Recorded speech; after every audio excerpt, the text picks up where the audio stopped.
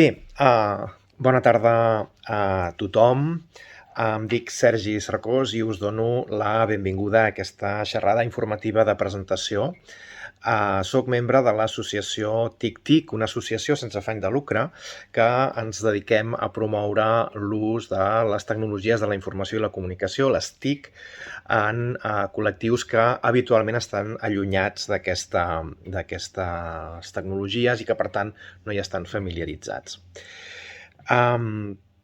D'entrada, vull agrair a tothom que hagi assistit avui aquí, especialment als avis i les àvies, que és el col·lectiu amb el qual jo treballo habitualment i, per tant, és la meva debilitat, però també vull agrair molt especialment al personal de serveis socials, que fa una tasca fonamental en l'ajuda i l'acompanyament de les persones grans i, en general, dels col·lectius vulnerables i desafavorits, i també al personal de cures assistencials que forma part també avui del públic.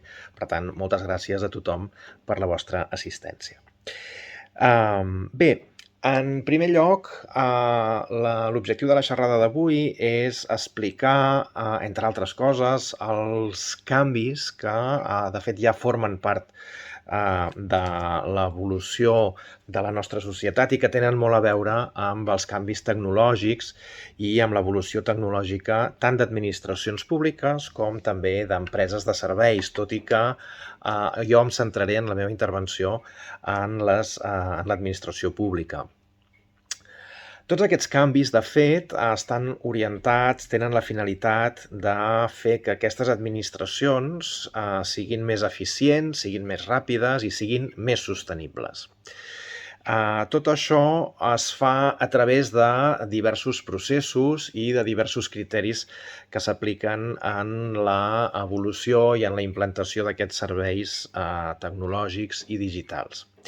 D'entrada, i us demano perdó per la paraula, però és una paraula que s'utilitza en aquest àmbit, en el procés de digitalització i d'implantació de l'administració electrònica és important la multicanalitat, és a dir, que l'accés a l'administració electrònica es pugui fer per diverses vies, a través de webs, però també a través d'apps en un telèfon mòbil o en una tauleta i també a través de punts col·lectius d'accés a canals digitals, com poden ser les biblioteques, els punts Òmnia, etc. Un altre dels elements que forma part d'aquesta implantació de l'administració electrònica és la reducció de requisits. D'entrada es tracta d'eliminar els requisits que són innecessaris i també de simplificar els passos i els tràmits que s'han de fer a l'hora d'iniciar qualsevol procés. Per tant, aquesta simplificació de requisits també és un dels elements importants i, finalment, també cal donar més publicitat a aquests requisits per fomentar la participació ciutadana i per facilitar la consulta dels tràmits ja iniciats. Tot això, tots aquests processos s'han de fer simultàniament, s'han de fer alhora que es garanteix l'accés al màxim de persones possibles. Per tant, aquest accés ha de ser, l'ideal seria que arribés al 100% de la ciutadania. Per tant, són serveis, els serveis de l'administració electrònica, que s'han d'adaptar als ciutadans. S'han d'adaptar al conjunt de la ciutadania amb totes les característiques que tenen els diversos col·lectius que configuren la ciutadania. S'han d'evitar també duplicitats. És un dels objectius de la digitalització de les administracions, és a dir, que no s'hagin de presentar els mateixos documents per fer els mateixos tràmits en diferents administracions, sinó que tot això conflueixi i s'evitin aquestes duplicitats. També s'ha de garantir, i això és molt important, la neutralitat tecnològica, és a dir, que l'administració electrònica no afavoreixi interessos privats de determinades empreses tecnològiques en detriment d'unes altres, o bé que tot pengi d'un sol servei que només ofereix una sola empresa privada. I finalment, un altre dels canvis i dels elements que ha de tenir molt present l'administració electrònica, l'administració digital, és que el document públic sigui veraç i, per tant, sigui un sistema que ofereixi garanties de fiabilitat màxima. Com a conseqüència de tot això, i pel que fa a associacions com la que jo represento, és molt important promoure l'ús, el coneixement, el foment de les TIC, entre altres raons perquè dominar tot aquest entorn és un benefici, òbviament, perquè facilita el funcionament diari de les persones, però també en el cas del col·lectiu amb el qual jo treballo, o amb els col·lectius amb els quals la nostra associació treballa més, perquè també significa introduir-se en tots aquests processos digitals, implica una millora en la qualitat de vida de les persones, reforça, i això és molt important, el sentiment de pertinença al món actual, i també afavoreix la interacció entre les persones que formen part d'aquests col·lectius i amb altres persones que no formen part del col·lectiu. També estimula l'activitat mental i, finalment, afavoreix l'autonomia. Per desgràcia, hi ha un concepte que segurament tots hem sentit, que és la bretxa digital. La gent gran acostuma a sentir-se allunyada del món de la tecnologia, perquè desconeix l'ús i, per tant, desconeix els beneficis de la digitalització, perquè considera que l'ús d'eines digitals és extremadament complex, cosa que genera angoixa i por de l'error, perquè de vegades hi ha un problema d'accessibilitat als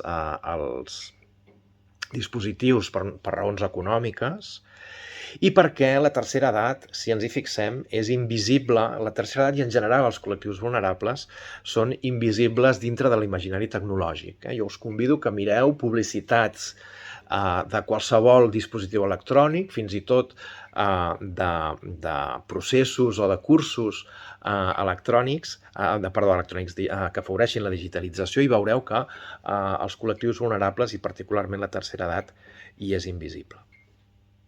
Per això és especialment important, i amb això aniré acabant, per això és especialment important parlar d'iniciatives, donar a conèixer iniciatives que ja s'estan duent a terme i que per nosaltres són molt importants. Voldria parlar d'una iniciativa que es diu Soc Bloguer, és una iniciativa de l'Ajuntament de Barcelona que promou l'ús de les TIC entre les persones grans. L'objectiu és afavorir la participació ciutadana, afavorir la promoció en la vida en general de les persones grans, a través de la formació, de la participació en xarxes socials i a través de fer que les mateixes persones grans es converteixin en prescriptores dintre del seu propi col·lectiu, de manera que siguin molt més, els missatges arribin de manera molt més ràpida i sigui tot molt més proper. Bé, crec que se m'està acabant el temps de la intervenció que tenia previst. Fins aquí la meva intervenció. He procurat a grans trets donar 4 pinzellades molt ràpides sobre com ha de ser sobre quins són aquests canvis que es preveuen en l'entorn digital. Espero que hagi estat capaç d'explicar quina és la nostra tasca, quins són els reptes als quals ens enfrontem i com ens hi hem d'enfrontar, i estic oberta a qualsevol pregunta que tingueu a partir d'ara. Moltes gràcies. Hem viscut tota la vida sense ordinadors ni internet. Per què n'hem d'aprendre ara? Doncs perquè l'evolució històrica ens ha portat fins aquí i actualment la majoria d'administracions públiques, d'empreses de serveis, ofereixen aplicacions telemàtiques per fer tràmits, per fer gestions, i sembla que cada vegada serà més així. Per tant, qualsevol persona que vulgui estar present en l'època que li ha tocat viure necessita dominar, tenir una mínima competència en aquest camp. Sembla que ara tot s'hagi de fer per internet. No creu que s'afangarà massa?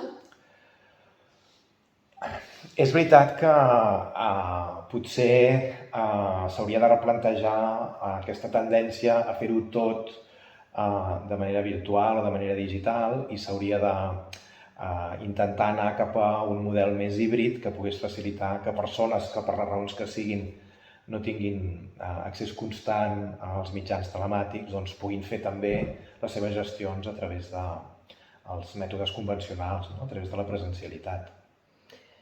Jo trobo a faltar que ens expliquin més bé quins riscos hi ha a la xarxa. Què ens en pot dir? Segurament sí que falta una mica més d'informació, sobretot per part de les administracions, que són les que promouen i les que afavoreixen que es puguin fer els tràmits de manera telemàtica i a través d'aplicacions i a través del món virtual en general. I per tant sí que és important que tothom sàpiga exactament quins són els possibles riscos d'utilitzar els mitjans telemàtics.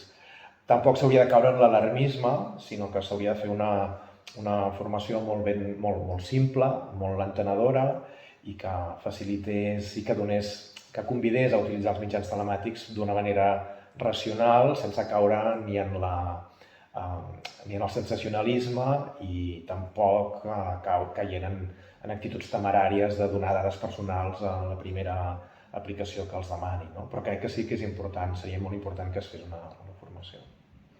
D'acord, doncs moltes gràcies. Gràcies a vosaltres.